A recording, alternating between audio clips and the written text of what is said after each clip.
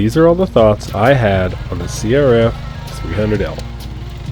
Spoiler alert, I was wrong. My buddy Riley has a lot of bikes. As of typing this out, he has an Africa Twin 1100, a Tenere 700, a KTM 890 Adventure R, a 6days 500 EXC, and a Husqvarna TX300, all a result of living off nothing but ramen noodles. So when I kept seeing him riding his CRF300L around, I kinda started to wonder why. So I asked him. He replied by saying, "I have more than one, come see for yourself." Obviously, I obliged. If you are wondering why the heck does anyone need more than one CRF300, well, you're not alone. That was my first question. Turns out Riley loves riding bikes in this area so much that he started a motorcycle touring company. So he actually bought 4 brand new CRFs so groups can show up and hop on a bike and just go. After riding here a couple days, it's easy for me to see why. So I met up with Riley and he threw me the keys to a brand new bike and said, "Follow me." Okay, first ride on the CRF300L. 48 kilometers, pretty much brand new. Riley's got one too, he's got a couple thousand kilometers.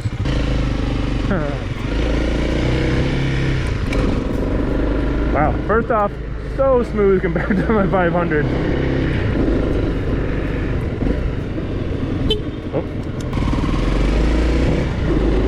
Aside from me confusing the signal light cancel button with the horn button, this is the easiest bike to get comfortable on I think I have ever ridden.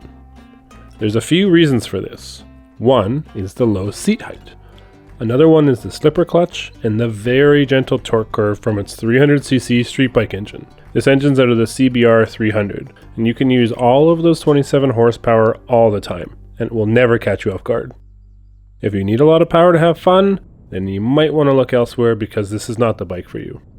At one point in our ride while in gravel, I actually asked Riley how to turn off the traction control. He informed me there was no traction control. That should give you some idea of what the power delivery is like. All that gentleness is fed through a 6-speed transmission. We both were able to get the bike to exactly 123 kilometers an hour, so I believe it is limited, but I can't say so for sure. First 5 minutes on the CRF, super smooth little bike.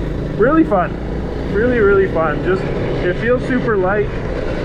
Doesn't feel like it has any weight up high. Just chuck it around. Yeah, super fun. These bikes do have D606 tires on them, Dunlops, and I know that's way better than the factory tire for this gravel stuff we've been riding.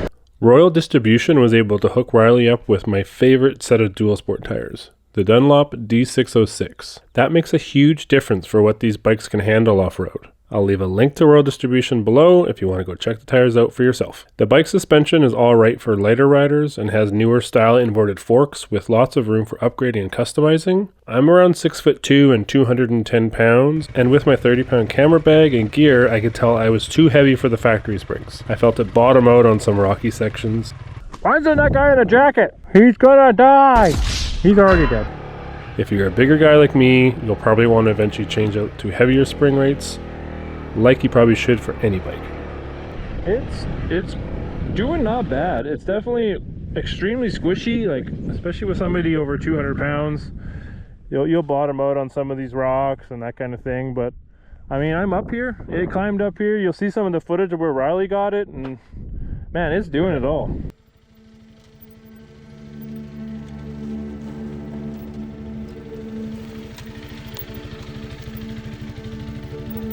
In the hands of a competent rider, the 300L can get you some pretty gnarly places if you let it. It's not going to get you there as fast as a KTM or a Husky, but I'd rather be on the 300L than any of the heavier adventure bikes. Not fighting the weight of a big bike is a night and day difference, and that lower seat height makes a dab with your foot much easier and adds a degree of confidence.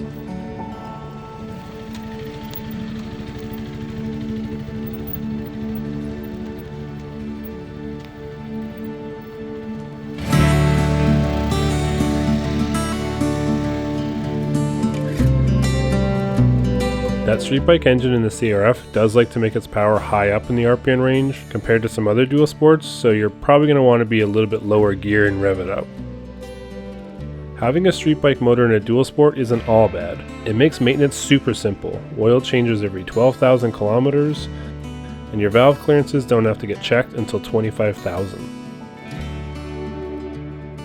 There are a couple parts that Riley changed out right away on his bikes. Yeah, so he switched these out to ProTaper bars because factory ones are squishy noodles. Kind of like your DR650s. And they are, first fall they're going to wrap right around and bend. They're really weak. What bar is this?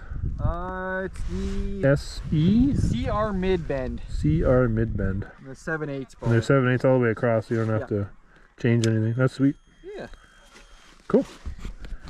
And now Riley's going to do a cool wheelie? What?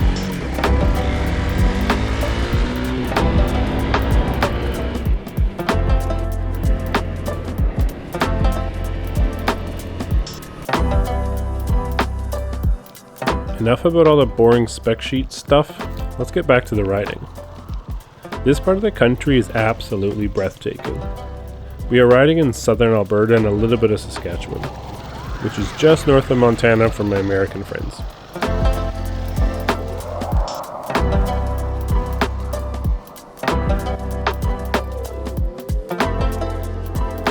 In the land of the prairies, this area stands out like an oasis. Carved by glaciers 100 trillion years ago, or maybe last Wednesday, I can't really remember, it is home to the richest fossil deposit in the entire world. Don't believe me? Check this out. After a quick stop at the Royal Tyrrell Museum in Drumheller, Alberta, this has been told to be a prehistoric fossilized bone. From what? I'm not sure, but it's old.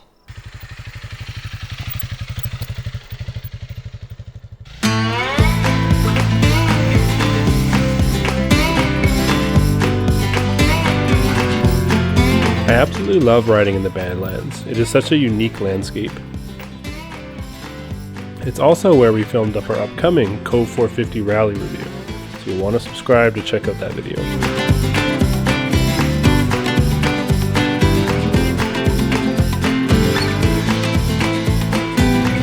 The Badlands eventually made way to deep forested valleys with creeks and winding roads.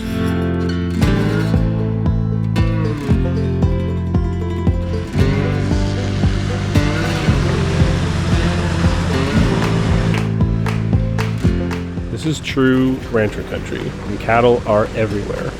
It does add an interesting element to a water crossing.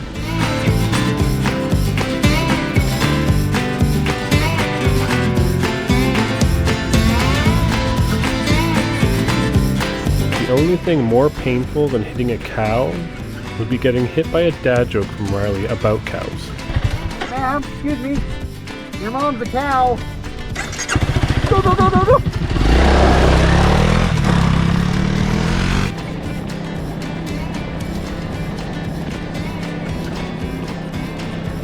As the roads got more and more remote, things got a little too rough for the GoPro to handle. But the little CRF just kept going strong. That is one plus side to the super squishy suspension, is that it just irons out small rocks and little bumps.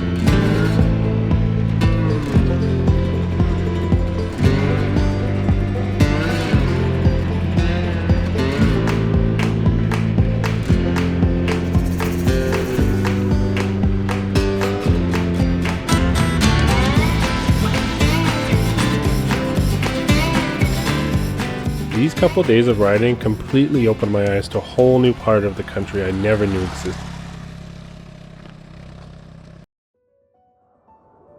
Going back to my original question of why would Riley choose to ride the CRF when he has so many other more expensive high-end motorcycles?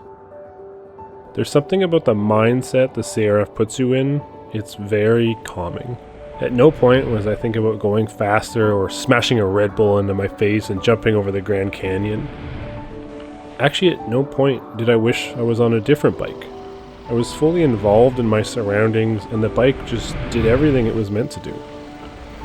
After spending a couple days on the CRF, I can clearly see why Riley would choose it for his tours.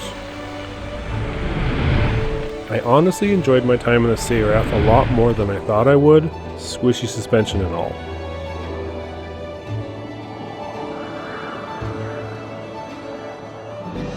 It doesn't come with any pretenses of being the best or the fastest. It is a confidence-inspiring tool, and it will get you almost anywhere you want to go.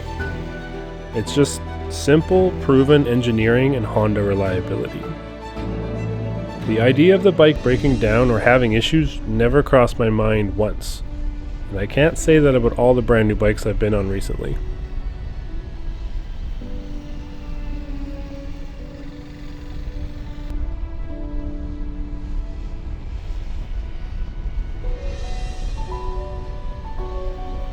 There's a few proven timeless dual sports out there.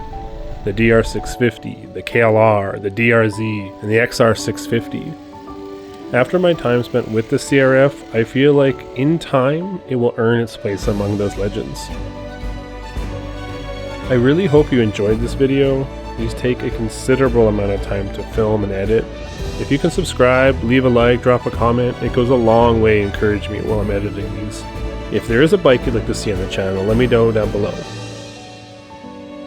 And if you want to experience this area for yourself, get in touch with Riley at Chaparral ADV. I'll leave a link below.